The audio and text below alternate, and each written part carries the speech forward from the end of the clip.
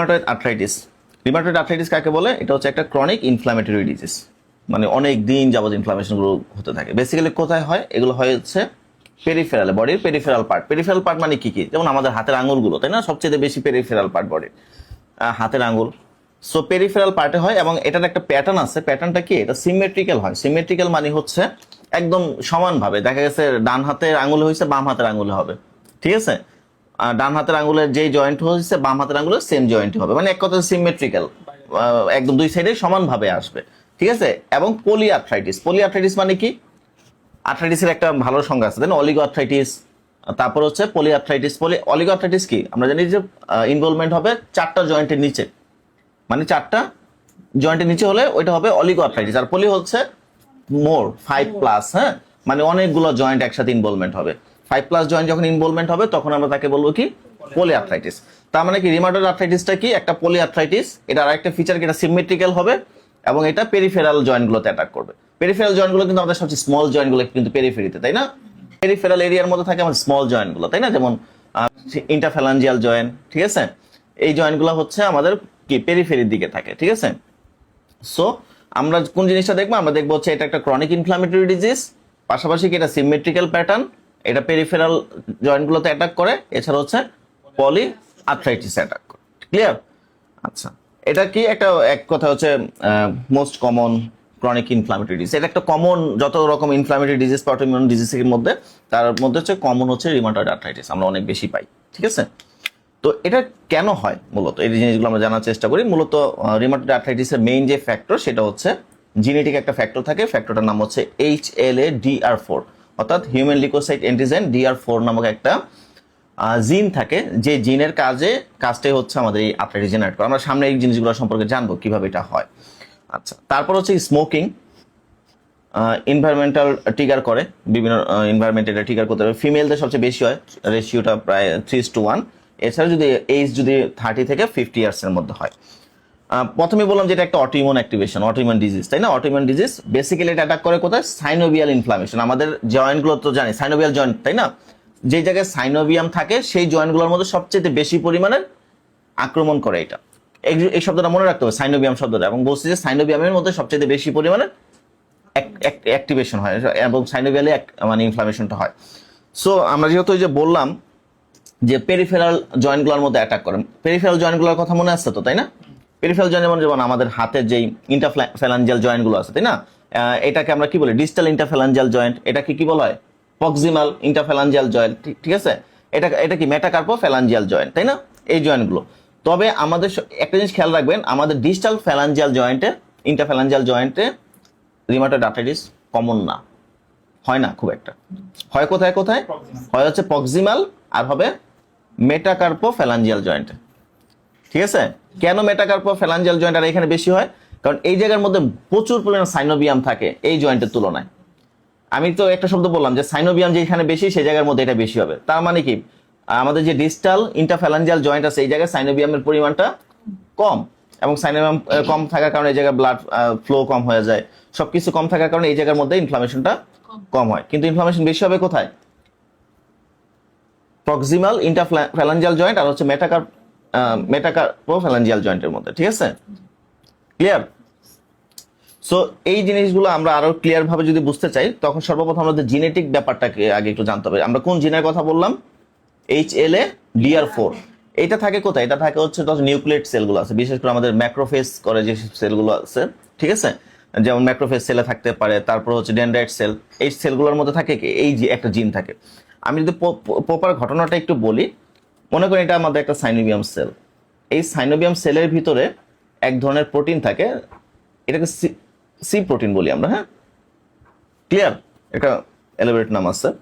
তো এই প্রোটিনটা মূলত নর্মালি সব সাইনোভিয়াম সেলের মধ্যেই থাকে, ঠিক আছে? এটা জেনারেট করে। যখন এই সেলটা কোনোভাবে নষ্ট হয়ে যায়, ডেড হয়ে যায়, আর ডেড সেলগুলো কি হয় বলেন তো? আমাদের ম্যাক্রোফেজ এসে কি করে? এদেরকে খেয়ে ফেলে। কারণ ডেড সেলকে ম্যাক্রোফেজ খাবে, এটাই ম্যাক্রোফেজের কাজ, ঠিক আছে? ম্যাক্রোফেজ যখন এটাকে খেয়ে ফেলার পরে ম্যাক্রোফেজের ভিতরে কিন্তু এই যে HLA-DR4 আছে। HLA-DR4 হচ্ছে একটা জিন। এটা কি জিন? এটা কার ভিতরে আছে? যে ম্যাক্রোফেজ সেলের মধ্যে। যে ম্যাক্রোফেজ ওকে খেয়ে ফেললো, তাই না? ম্যাক্রোফেজ ওকে খেয়ে তো এটা করবে। যখন ম্যাক্রোফেজ ওকে খায় তখন সেলের ভিতরে আসে, তখন এই যে HLA-DR4 আছে, এই HLA-DR4 ওকে মানে আমাদের এখানে যে অ্যান্টিজেন প্রেজেন্টিং যে একটা অবস্থা কমপ্লেক্স ক্লাস 2, ঠিক আছে, এই ক্লাস 2 এর মাধ্যমে সে কি করে আমাদের যে ইমিউন সেল আছে, ইমিউন সেলগুলো কারা কারা, টি সেল, এই টি সেলকে সে দেখায়, কি দেখায়, এটা ছিল এই যে প্রোটিনটা সি প্রোটিন স্বাভাবিকভাবে সব সেলে থাকে কম, মানে সাইনোভিয়াম সেলের মধ্যে। সে কি করে, সে যখন ওই যে আমাদের এই ম্যাক্রোফেজের মধ্যে আসলো, বা যে আমাদের যেই ফ্যাগোসাইটোস করে যে সেলগুলো, এই সেলগুলো যখন খেয়ে ফেললো, এই সেলের ভিতরে একটা অ্যাবনর্মাল ছিল কে, HLA-DR4। এটা সবার মধ্যে থাকে না, যাদের মধ্যে অটিমন কন্ডিশন থাকে, মানে এই জিনিসটা যাদের মধ্যে থাকে তাদেরই ঝামেলা হবে। তখন এই জিনটা কি করে, এই যে প্রোটিনটা আছে এই প্রোটিনটাকে সে ভুলভাবে ওকে দেখায়, মানে সঠিকভাবে দেখায় না। কি দেখায়, যে এইখানে একটা প্রোটিন আছে, যে প্রোটিনটা একটা অ্যান্টিজেন, মানে আমার বডির জন্য ক্ষতিকারক, অথচ এটা কিন্তু ক্ষতিকারক ছিল না। এটা ভুল বুঝলো কে, ভুল বুঝছে হচ্ছে এই যে অ্যান্টিজেনটা, মানে আমাদেরকে জেনেটিক অ্যান্টিজেন যে ছিল হিউম্যান লিউকোসাইটিক অ্যান্টিজেন, ও কি করে, ও আমাদের টি সেল যেটা আছে, অর্থাৎ টি হেল্পার সেল যেটা আছে, টি হেল্পার সেলকে দেখায় যে দেখো এখানে এই কোষটা, এই কোষের ভিতরে একটা খারাপ জিনিস আছে, অথচ এটা কিন্তু খারাপ জিনিস ছিল না, এটা ভুল বুঝাইলো। যখনই সে দেখলো যারে এটা ও আমাকে দেখাইতেছে এটা খারাপ জিনিস, তার মানে কি হলো, ও ওকে রিয়াক্ট করা শুরু করবে। তখন এই টি হেল্পার সেল কি করে, আমাদের ইমিউন সেলগুলোকে, বাকি ইমিউন সেলগুলোকে অ্যাক্টিভ করে। বাকি ইমিউন সেল কারা কারা আছে, যেমন হচ্ছে আমাদের বি লিম্ফোসাইট, মনে আছে বি লিম্ফোসাইটকে চিনি আমরা, বি লিম্ফোসাইট কি হলো, বি লিম্ফোসাইট অ্যাক্টিভ হয়ে গেল। বি লিম্ফোসাইট অ্যাক্টিভ হয়ে সে কি করবে, একটা অ্যান্টিবডি তৈরি করবে এইটার বিরুদ্ধে, কারণ সে ভাবলো যে এটা আমার একটা শত্রু। সে কি করবে, এটার বিরুদ্ধে একটা অ্যান্টি তৈরি করবে, NTCCP, ঠিক আছে, NTCCP কিন্তু হচ্ছে একটা আমাদের কমন একটা অ্যান্টিজেন, সরি অ্যান্টিবডি, কমন একটা অ্যান্টিবডি, যেখানে রিউমাটয়েড আর্থ্রাইটিসের বিরুদ্ধে কাজ করার চেষ্টা করে। সে কি করবে, ও ওকে মারার চেষ্টা করবে। তার মানে এটা কিন্তু ওকে মারার কথা না, এটা তো আমাদের বডির একটা পার্টি ছিল, কিন্তু ভুলে কিন্তু সে তাকে আক্রমণ করতে। কার ভুলটা, ভুলটা হচ্ছে যে একটা জিন যে ছিল এখানে, জিনটার নাম কি, HLA-DR4। ও ভুল করছে, ও ভুল করে এই টি সেলকে ভুল দেখাইছে, টি সেল আবার ওকে অ্যাক্টিভ করছে যে তুমি অ্যাক্টিভ হও, ও অ্যাক্টিভ হয়ে ওর বিরুদ্ধে একটা অ্যান্টিবডি তৈরি করছে। এই অ্যান্টিবডি কন্টিনিউয়াস ওকে আক্রমণ করার চেষ্টা করে, আর ওই জায়গার মধ্যে কন্টিনিউয়াস একটা কমপ্লেক্স রিয়াকশন তৈরি হতে থাকে, যে জায়গার মধ্যে এই সমস্যাটা হইতে, সমস্যাটা কোথায়, আমাদের সাইনোভিয়াম এরিয়ার মধ্যে, তাই না। তখন এই সাইনোভিয়াল এরিয়ার মধ্যে কন্টিনিউয়াস একটা রিয়াকশন তৈরি হতে থাকে, কমপ্লেক্স রিয়াকশন। এই রিয়াকশনের জন্য ওই জায়গার মধ্যে কন্টিনিউ অন্যান্য সাইটোকাইনগুলো অ্যাক্টিভ হয়, যেমন হচ্ছে সাইটোকাইন, ইন্টারলিউকিন-1, ইন্টারলিউকিন-6, টিউমার নেক্রোস ফ্যাক্টর, ওরা অ্যাক্টিভ হতে থাকে। যখন ওরা অ্যাক্টিভ হয় তখন কি হয়, ওই জায়গার মধ্যে প্রদাহ শুরু হয়, কারণ আমরা জানি কি এগুলো হচ্ছে ইনফ্লামেটরি মিডিয়েটর, তাই না, এটা ইনফ্লামেটরি হিসেবে কাজ করে, মিডিয়েটর হিসেবে কাজ করে। সো ওরা যখন বেশি পরিমাণে অ্যাক্টিভ হয় তখন ওই জায়গার মধ্যে বেশি ইনফ্লামেশন চলতে থাকে, আর এই ইনফ্লামেশনের জন্য কি হয়, যে ওই জায়গার মধ্যে কন্টিনিউয়াস পেইন এবং সোয়েলিং হইতে থাকে, রেডনেস হইতে থাকে। ক্লিয়ার ব্যাপারটা? ঘটনাটা কে ঘটাইলো, ঘটনাটা ঘটাইছে কিন্তু HLA। কেন ঘটাইছে, কারণ ওই যে সি প্রোটিন যে কেউ চিনতে পারে নাই, চিনতে না পারার কারণে তখন সে কি করলো, ওই যে আমরা টি সেলকে ভুল দেখাইলো, টি সেল তখন কি করলো, বি সেলকে বললো তুমি অ্যাক্টিভ হও, অ্যাক্টিভ হয়ে একটা অ্যান্টিবডি তৈরি করো। তখন সে কি করলো, একটা অ্যান্টিবডি তৈরি করলো। অ্যান্টিবডির নাম কি, NTCCP, মানে ওই যে মানে সি প্রোটিনের এগেইনস্টে যে অ্যান্টিবডিটা তৈরি হলো, এটার নাম হচ্ছে NTCCP। ক্লিয়ার? সো আমরা যত রকম রিউমাটয়েডের রোগী পাবো, তাদের যখন আমরা NTCCP করবো, এটা পজিটিভ পাবো। তার মানে কি, তার রিউমাটয়েড আর্থ্রাইটিস পজিটিভ। রিউমাটয়েড আর্থ্রাইটিসের রোগীর আরেকটা জিনিস পাই, সেটা হইছে যে RF, ঠিক আছে, রিউমাটয়েড ফ্যাক্টর নামে একটা জিনিস পাই, এটাও পজিটিভ পাই। কেন, এটা কি জিনিস, এখন এই যে ভুলটা কে করতেছে, ভুলটা করতেছে হচ্ছে আমাদের HLA, তাই না। ও ভুল করে ওই যে টি সেলকে ভুল দেখাইলো, ভুল দেখানোর কারণে সে কি করলো, বি সেল তখন কি করলো, একটা NTCCP তৈরি করতেছে। এখন আমাদের বডির আরো অন্যান্য বি সেল আছে, অন্যান্য বি সেল আছে, ওই বি সেল ভাবতেছে কি রে, ও তো ভুল করতেছে, ও তো একটা মানে বাজে একটা জিনিস তৈরি করতেছে, যেটা আমাদের বডির জন্য তো দরকারই না, কারণ NTCCP তো আমাদের দরকার নাই। তখন সে কি করে, এই আরেকটা বি সেল, অন্য একটা বি সেল, এই বি সেল না, যে বি সেল NTCCP তৈরি করছে ওই বি সেল না, আরেকটা বি সেল, সে কি করে, এই জিনিসটা যেন ভারতে না পারে, ওর এগেইনস্ট আরেকটা কমপ্লেক্স, মানে আরেকটা অ্যান্টিবডি তৈরি করে, ওর এই অ্যান্টিবডির এগেইনস্ট আরেকটা অ্যান্টিবডি, ল্যাটেক্স ফর্মেশন বলি আমরা, এই একটা অ্যান্টিবডি তৈরি করে। ঠিক আছে, কার বিরুদ্ধে করতেছে, NTCCPর বিরুদ্ধে আরেকটা অ্যান্টিবডি ক্রিয়েট করতেছে, ওই অ্যান্টিবডির নাম হচ্ছে RF ফ্যাক্টর। তখন আমরা ওই রোগীর ক্ষেত্রে RFটাও পাই। এই ব্যাপারটা যদি আরো ক্লিয়ার ভাবে আমরা বলতে চাই, তখন হচ্ছে মনে করেন এইটা হচ্ছে আপনার কিছু আমাদের যে এটা যদি একটা দেশের মানুষের মনে করেন একটা দেশের সাধারণ মানুষ, এই সাধারণ মানুষ রাস্তাতে হাঁটতেছে, আর হচ্ছে এই যে এই ছেলে হচ্ছে একটা পুলিশের সোর্স মনে করেন, পুলিশের সোর্স থাকে না রাস্তার মধ্যে, পুলিশের সাথে সোর্স থাকে, এই পুলিশের সোর্স। এখন পুলিশের সোর্স তো আর সব ভালো মানুষ খারাপ মানুষ চিনে না, সে ধরে নিয়ে গেছে পুলিশের কাছে, ভাই ও একটা সন্ত্রাসী, ওরা ধরেন। তো এটা পুলিশের কাছে নিয়ে গেছে, পুলিশ হচ্ছে আমাদের টিসেল, টিসেল বলছে ও সন্ত্রাসী, দাঁড়াও ওরে ব্যবস্থা নিতে হচ্ছে। ও কি করলো, বিসেল কে দেখালো, এই বিসেল তুমি ওরে মারার ব্যবস্থা করো। বিসেল কি করতেছে, ওরে কাউন্টার করার চেষ্টা করতেছে, মারার চেষ্টা করতেছে। বিসেল ওর জন্য এনটিসিসিপি তৈরি করলো। এখন অন্য পুলিশ যারা আছে, অন্য ব্যাটালিয়নের পুলিশ, ওরা ভাবতেছে আরে ও তো আমাদের দেশের মানুষের মারতেছে, ও তো ভালো মানুষ মারতেছে।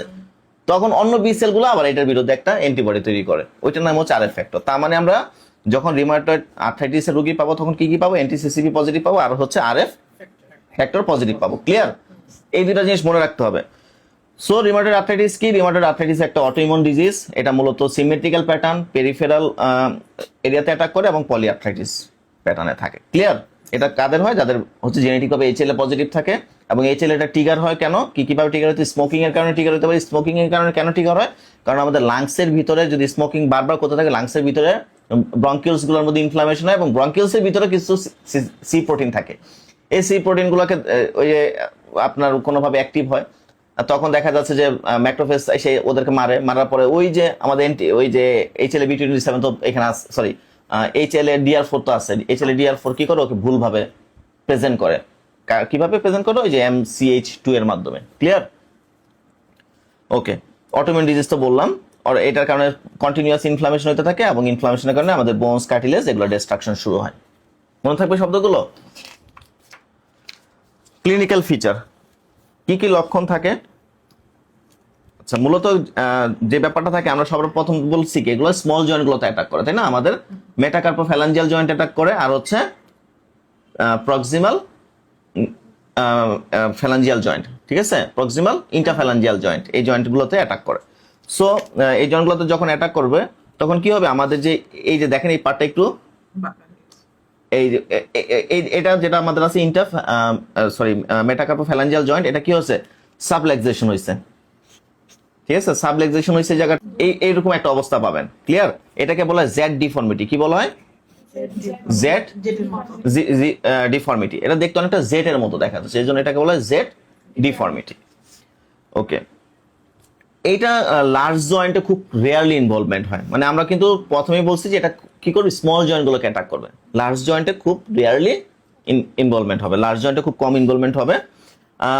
একদম যদি আমরা স্পাইনের কথা বলি, স্পাইনকে খুব একটা সে আক্রমণ করে না, এবং বেসিক্যালি যদি বলা হয় আপনার কিছু কিছু সময় আপনার এটা কম্প্রেশন তৈরি করতে পারে, আপনার মাইলোপ্যাথি ডিসফাংশন জেনারেট করতে পারে। ঠিক আছে?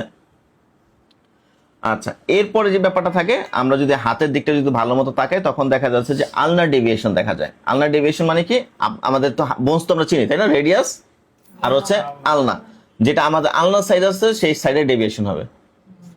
ক্লিয়ার? আলনার ডেভিয়েশন থাকবে। ক্লিয়ার? এই জিনিসটা মাথায় রাখবো।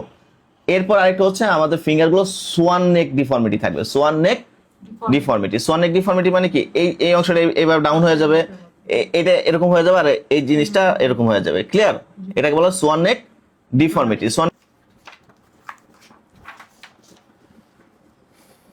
ওকে, এখন হচ্ছে এগুলো তো বললাম জয়েন্টের কথা, জয়েন্ট গুলোর মধ্যে হইলে এই সিমটম গুলো আপনি পাবেন। এখন রিউমাটয়েড আর্থ্রাইটিস জয়েন্ট বাদে আমাদের অন্য জায়গাগুলোর মধ্যে সমস্যা শুরু করে বিভিন্ন রকম। তার মধ্যে প্রথম যেটা, এগুলোকে আমরা বলবো এক্সট্রা আর্টিকুলার ফিচার, মানে এখন জয়েন্ট নাই, জয়েন্টের বাইরে অন্য জায়গায় যে সমস্যাগুলো হইতে পারে, তার মধ্যে হচ্ছে এক নম্বর হচ্ছে নোডিউলস। হ্যাঁ, নোডুলস তৈরি করতে পারে। নোডুলস মানে কি, ছোট ছোট পিন্ডের মতো, তাই না?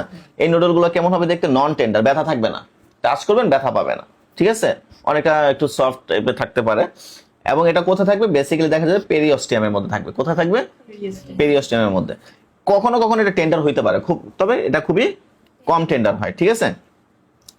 আচ্ছা, এটা কোথায় হইতে পারে, ডেভেলপস করতে পারে বেসিক্যালি যেসব জায়গার মধ্যে বারবার ইনজুরি হয়, আঘাত পাই আমরা, ওইসব জায়গার মধ্যে এটা বেশি হইতে পারে, বারবার আঘাত পাই। যেমন আমাদের অ্যাকিলিস টেন্ডনসের মধ্যে আমরা বারবার আঘাত পাই। অ্যাকিলিস টেন্ডন তো চিনি সবাই, অ্যানাটমি বই খুলে আবার অ্যাকিলিস টেন্ডন খুঁজে বাই করবেন, কি অবস্থা। অ্যাকিলিস টেন্ডনসের মধ্যে এটা হইতে পারে, কারণ অ্যাকিলিস টেন্ডনসে আমরা বারবার ইনজুরি হয়। ঠিক আছে? সো এই জিনিসগুলো আমরা জানবো কিভাবে, যে নোডিউল ফর্মেশন করবে। ক্লিয়ার? এটা হচ্ছে এক্সট্রা আর্টিকুলার। এরপর ফিজিক্যাল লেভেল দেখলে আমরা বুঝতে পারবো ফিজিক্যাল লেভেলে কিছু ডিস্টারবেন্স শুরু করে, তার মধ্যে হচ্ছে ওয়েট লস। কি হবে? Weight loss.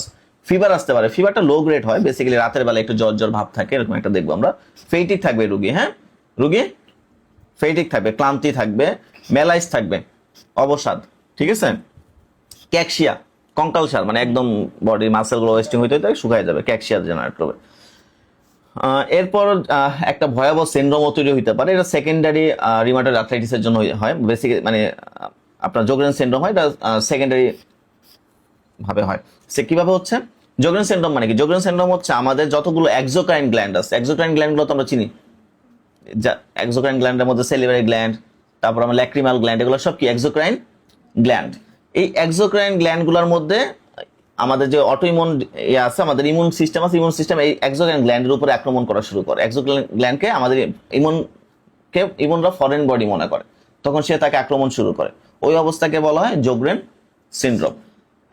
জোগ্রেন সিনড্রোম দুই ভাবে হইতে পারে, সরাসরি জোগ্রেন সিনড্রোম হইতে পারে, আবার রিউমাটয়েড আর্থ্রাইটিস থেকে জোগ্রেন সিনড্রোম হইতে পারে। যখন রিউমাটয়েড আর্থ্রাইটিস থেকে জোগ্রেন সিনড্রোম হয়, এটাকে বলা হয় সেকেন্ডারি জোগ্রেন সিনড্রোম। ক্লিয়ার? আর যদি সরাসরি হয় সেটা হচ্ছে প্রাইমারি জোগ্রেন সিনড্রোম। সেকেন্ডারি জোগ্রেন সিনড্রোমের মধ্যে কি কি পাবো আমরা? কারণ জোগ্রেন সিনড্রোমের যতগুলো অ্যান্টিবডি আছে ওগুলোকে পাবো, আবার রিউমেটিক অ্যান্টিবডি গুলো পাবো। রিউমাটয়েড অ্যান্টিবডি গুলো আমাদের মনে আছে না, ওই যে এনটিসিসিপি আরএফ, এনটিসিসিপি আরএফ পাবো। পাশাপাশি জোগ্রেন সিনড্রোমের যে অ্যান্টিবডি গুলো আছে যেমন এনটি এসএসএ এবং এসএসবি, এগুলোকে আমরা খুঁজলে পাবো। ক্লিয়ার? টেস্ট করে যদি এই দুইটা পাই, পাশাপাশি ওই যে রিউমেটিক অ্যান্টিবডি গুলো পাই, তখন বুঝবো এটা রিউমেটিকের কারণে হয়েছে, সরি রিউমাটয়েডের কারণে হয়েছে। ক্লিয়ার? রিউমাটয়েড অ্যান্টিবডি গুলো কি কি ছিল? যে এনটিসিসিপি আর হচ্ছে আরএফ। সো রিউমাটয়েডের কারণে যদি হয় তখন আমরা এনটি এসএসএ এবং এসএসবিও পাবো জোগ্রেন সিনড্রোমের ক্ষেত্রে। জোগ্রেন সিনড্রোম মানে কি, যেহেতু আমরা বললাম যে আমাদের এক্সোক্রাইন গ্ল্যান্ডকে অ্যাটাক করে, সেলিভারি গ্ল্যান্ড, তারপর হচ্ছে আমাদের ল্যাক্রিমাল গ্ল্যান্ড, তখন কি হবে? আমাদের এই গ্ল্যান্ডগুলো কাজ বন্ধ করে দিবে। সেলিভারি গ্ল্যান্ড কাজ বন্ধ করতে কি হবে? লালা কমে যাবে, ড্রাই মাউথ। ল্যাক্রিমাল গ্ল্যান্ড বন্ধ হয়ে গেলে চোখ ড্রাই, হ্যাঁ, এগুলো দেখা দিবে। ক্লিয়ার?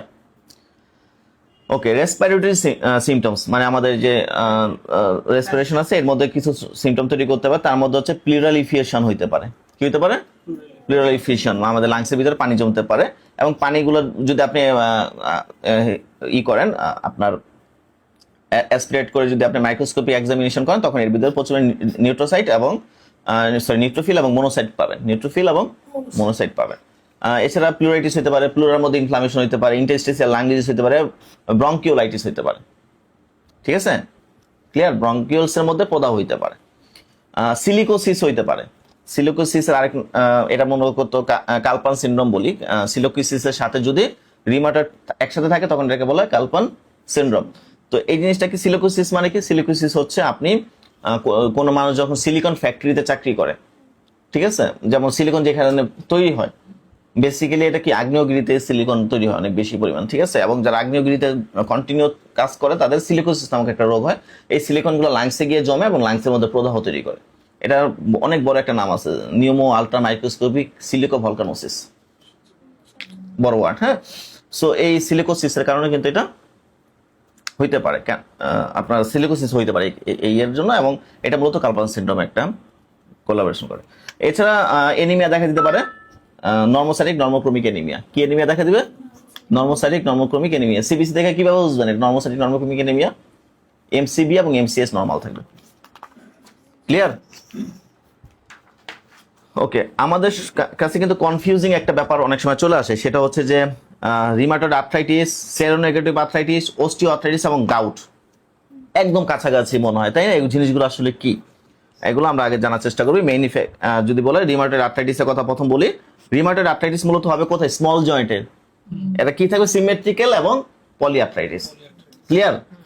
স্মল জয়েন্ট অ্যাটাক করবে, সিমেট্রিক্যাল প্যাটার্ন, আর হচ্ছে পলি আর্থ্রাইটিস। শব্দটা আমরা প্রথমে ডেফিনেশনের সময় পড়ছিলাম, মনে আছে? ওকে, আর যেটা সেরোনেগেটিভ আর্থ্রাইটিস, এটা কোথায় হবে? স্পেশালি আমাদের স্পাইনে। কোথায় হবে? স্পাইনে, ঠিক আছে, স্পাইনের মধ্যে হবে, ঠিক আছে। আর হচ্ছে স্যাক্রোইলিয়াক জয়েন্টের মধ্যে দিতে পারে, স্পাইন এবং স্যাক্রোইলিয়াক জয়েন্ট, তবে বেসিক্যালি স্পাইন, এটা মনে রাখবেন। ক্লিয়ার? অস্টিওআর্থ্রাইটিস গুলো কোথায় হবে? অস্টিওআর্থ্রাইটিস গুলো হবে আমাদের বড় জয়েন্ট গুলোর মধ্যে, লার্জ জয়েন্ট, যেমন হাতের জয়েন্ট, হাঁটুর জয়েন্ট, পায়ের জয়েন্ট, এগুলো নি জয়েন্ট, এলবো জয়েন্ট, হ্যাঁ, এই জয়েন্ট গুলোর মধ্যে হবে কি? অস্টিওআর্থ্রাইটিস। এবং এটা এসিমেট্রিক্যাল প্যাটার্ন হবে। দেখা গেছে যদি আপনার ডান হাতে হয়েছে ডান হাতে থাকবে, বা হাতে তো খুব একটা পাই না আমরা, হ্যাঁ, মানে এসিমেট্রিক্যাল থাকবে বেসিক্যালি এটা, হ্যাঁ। আর গাউটের ক্ষেত্রে কি হবে? গাউটের ক্ষেত্রে বেসিক্যালি এটা অ্যাটাক করবে আমাদের পায়ের যে মেটাটার্সাল ফ্যালাঞ্জিয়াল জয়েন্ট আছে, মেটাটার্সাল ফ্যালাঞ্জিয়াল জয়েন্ট, এই মেটাটার্সাল ফ্যালাঞ্জিয়াল জয়েন্টের মধ্যেই কিন্তু গাউট হবে। তার মানে আমরা লোকেশনগুলো তো পেয়ে গেলাম, তাই না? রিমাটোয়েড আর্থ্রাইটিস হচ্ছে স্মল জয়েন্টের মধ্যে symmetrical pattern, polyarthritis seronegative arthritis হচ্ছে স্পেশাল স্পাইনের মধ্যে হবে এবং স্যাক্রোইলিয়াক জয়েন্টের মধ্যে হতে পারে। অস্টিও আর্থ্রাইটিস গুলো কোথায় হবে? লার্জ জয়েন্টের মধ্যে সিমেট্রিক্যাল প্যাটার্ন, এসিমেট্রিক্যাল প্যাটার্ন। আর হচ্ছে গাউটের ক্ষেত্রে যেটা হবে মেটাটার্সাল ফ্যালাঞ্জিয়াল জয়েন্টের মধ্যে এটা অ্যাটাক করবে। ফার্স্ট মেটাটার্স, ফার্স্ট মানে কি হচ্ছে আমাদের বৃদ্ধাঙ্গুলের সাথে যেটা আছে, ঠিক আছে, পায়ের বৃদ্ধাঙ্গুলের সাথে। সেরোলজিক্যাল যে টেস্টগুলো আমরা যখন টেস্টগুলো করব তখন টেস্টের মধ্যে কি পাবো? আমরা জানি কি রিমাটোয়েড আর্থ্রাইটিসের মধ্যে আরএফ থাকবেই, তাই না? আরএফই তো মেইন আমাদের ফ্যাক্টর, তাই না? আর থাকবে কি এন্টিসিসিপি পজিটিভ, এন্টিসিসিপি হচ্ছে অ্যান্টিবডিটা আমাদের, তাই না? অ্যান্টিবডি থাকবে। আর সেরোনেগেটিভ আর্থ্রাইটিসের মধ্যে এগুলো নেগেটিভ থাকে, নেগেটিভ থাকে বিধায় এটাকে সেরোনেগেটিভ আর্থ্রাইটিস বলে, ঠিক আছে? এগুলো নেগেটিভ থাকবে। আর অস্টিওআর্থ্রাইটিস এগুলো কিছুই থাকবে না, এগুলো নরমাল, ঠিক আছে? আর গাউটের ক্ষেত্রে কি হবে? ইউরিক অ্যাসিড বেশি থাকবে, গাউটে ইউরিক অ্যাসিড বেশি থাকবে। আচ্ছা, স্পেশাল ফিচার যদি বলা হয়, এটা আমাদের রিমাটোয়েড আর্থ্রাইটিসের মূল কারণ কি বলছো? ওই যে একটা জিন, যে জিনটা আমাদের ঝামেলা করছে, HLA DR4, ঠিক আছে? HLA DR4 পজিটিভ, ঠিক আছে? HLA DR4 থাকবে, ঠিক আছে? কারণ একটা এই জিনটা ঝামেলা করছে আমাদের। এছাড়া দেখা যাচ্ছে রিমাটোয়েড আর্থ্রাইটিসের রোগীর সকালবেলা ঘুম থেকে উঠলেই সবচেয়ে বেশি কষ্ট হবে, সে প্রায় 1 ঘন্টার মতো স্টিফনেসে ভুগবে, আঙুলগুলো 1 ঘন্টার মতো নাড়াইতে সে পারবে না, কষ্ট হয়ে যাবে, ঠিক আছে? অন্যদিকে সেরোনেগেটিভ আর্থ্রাইটিসের ক্ষেত্রেও একটা জিন ঝামেলা করে, সেই জিনের নাম হচ্ছে HLA-B27। কে? HLA-B27। ও কিন্তু একটা জেনেটিক সমস্যার জন্য হয়েছে, ও যেমন জেনেটিক সমস্যা, ওরও কিন্তু জেনেটিক সমস্যা, কিন্তু ও অটিমন না, ও কিন্তু আবার অটিমন। এটা নিয়ে আমরা সামনে আরেকটা ক্লাসে কথা বলবো। আর এছাড়া হচ্ছে স্যাক্রোইলাইটিস হবে, ক্লিয়ার? ওই যে স্পাইনে যেহেতু অ্যাটাক করতেছে। আর অস্টিওআর্থ্রাইটিসে কেন হবে? ওয়ার অ্যান্ড টিয়ার, ওই যে আঘাতের কারণ হইতে পারে, তারপরে বৃদ্ধ বয়স হইতে পারে, ঠিক আছে? এই কারণে এগুলো হইতে পারে। অবেসিটির কারণে, বেশি ওয়েটের কারণে, একজন মানুষ অনেক বেশি ওয়েট, ছোট ছোট পাগুলো তার ওয়েট ক্যারি করতে পারে না, তখন পায়ের মধ্যে আর্থ্রাইটিস শুরু হইতে পারে। গাউট কখন হবে? সাডেন এবং সিভিয়ার। এটা বেসিক্যালি রাতের বেলা ব্যথা শুরু হবে। কখন? রাতে। গাউটের পেশেন্ট রাতে পেইন পাবে, কষ্ট হবে বেশি, ঠিক আছে? এই হচ্ছে মূলত ডিফারেন্সিয়েশন। অ্যালোপ্যাথিক ডক্টরগণ এই জায়গার মধ্যে যে সব ওষুধগুলো ব্যবহার করে বেসিক্যালি হচ্ছে ডিজিজ মডিফাইং ড্রাগস ইউজ করে, হচ্ছে রিমাটোয়েড আর্থ্রাইটিসের ক্ষেত্রে বায়োলজিক্স ইউজ করে, আর সেরোনেগেটিভের ক্ষেত্রে TNF ব্লকার দেয় অনেকে, আর অস্টিওআর্থ্রাইটিস তো পেইন কিলার দিয়ে চেষ্টা করে, NSAID ড্রাগস দিয়ে এটাকে আপনার কমানোর চেষ্টা করে। আর হচ্ছে আপনার গাউটের ক্ষেত্রে আপনার ইউরিক অ্যাসিডকে কমানোর চেষ্টা করা হয়, ক্লিয়ার? ইনভেস্টিগেশন, কি কি ইনভেস্টিগেশন করা হয় মূলত? আমরা যেহেতু রিমাটোয়েড আর্থ্রাইটিস পড়তেছি, আমরা রিমাটোয়েড আর্থ্রাইটিস ইনভেস্টিগেশন দেখবো। আমরা প্রথম দেখবো কি? সিবিসি দেখবো। কি দেখবো? সিবিসি দেখবো। সিবিসিতে কি দেখবো? ওই যে এনিমিয়া আছে কিনা, নর্মোসাইটিক নর্মোক্রমিক এনিমিয়া হবে, হ্যাঁ, এনিমিয়া হিমোগ্লোবিন কমে যাবে, আর হচ্ছে MCB MCS নরমাল থাকবে, ক্লিয়ার? এই জিনিসটা দেখার চেষ্টা করবো। এছাড়া এন্টিসিসিপি দেখবো, মোর স্পেসিফিক। এন্টিসিসিপি পজিটিভ মানে সে রিমাটোয়েড আর্থ্রাইটিসের রোগী, ক্লিয়ার? এন্টিসিসিপি দেখবো। আর হচ্ছে CRPও দেখতে পারি, CRPতে ইনফ্লামেশন বাড়ে। এছাড়া আরেকটা জিনিস দেখবো, সেটা হচ্ছে RF, ওই যে রিমাটোয়েড ফ্যাক্টর, মনে আছে? এই জিনিসটা আমরা একটু দেখবো, RFটা একটু দেখে নিব। RFটা দেখে মোটামুটি RF পজিটিভ আর anti CCP positive, that is confirm rheumatoid আর্থ্রাইটিসের রোগী। আর কোনো দিকে আপনি চিন্তা করার দরকার নাই। আর হচ্ছে symmetrical pattern, peripheral attack, clear? আর পলিআর্থ্রাইটিস, ক্লিয়ার? এই কয়েকটা প্যাটার্ন পাইলে আপনার অন্য কোনো দিকে চিন্তা করার সুযোগই নাই। এক্সরে যখন করবেন, এক্সরে করে যদি দেখেন যে আপনার বেসিক্যালি যে মেটাকার্পোফ্যালাঞ্জিয়াল যে জয়েন্ট আছে, এই মেটাকার্পোফ্যালাঞ্জিয়াল জয়েন্টের যে স্পেসগুলো আছে, এটা ন্যারোইং হয়ে যাবে, কমে যাবে, স্পেসটা কমে যাবে, ঠিক আছে? এবং আমাদের যে প্রক্সিমাল ইন্টারফ্যালাঞ্জিয়াল যে জয়েন্ট আছে, এটাও ন্যারো হয়ে যাবে। এই জিনিসগুলো আমরা একটু এক্সরে করে দেখবো, ক্লিয়ার? ম্যানেজমেন্ট কি? বেসিক্যালি ফিজিওথেরাপি দেওয়া হয়, ঠিক আছে? First line treatment occupational therapy. Medicinal treatment হিসেবে অ্যালোপ্যাথিক ডক্টরগণ NSAID ইউজ করে, ডিজিজ মডিফাইং ড্রাগ হিসেবে মেথোট্রাক্সিটের মতো ওষুধ ইউজ করে, এবং বায়োলজিক্স হিসেবে NT-TNF ইউজ করে। NT-TNF কেন ইউজ করে? কারণ TNF আলফা কি করতেছে? প্রদাহ বাড়াইতেছিল, মনে আছে? এই যে আমরা প্রথমে যেটা বলছিলাম, সাইটোকাইন্স করে, এই সাইটোকাইন্স গুলো কি করতেছে? TNF আলফা প্রদাহ জেনারেট করে।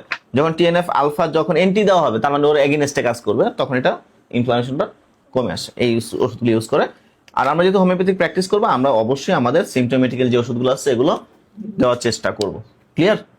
ওকে।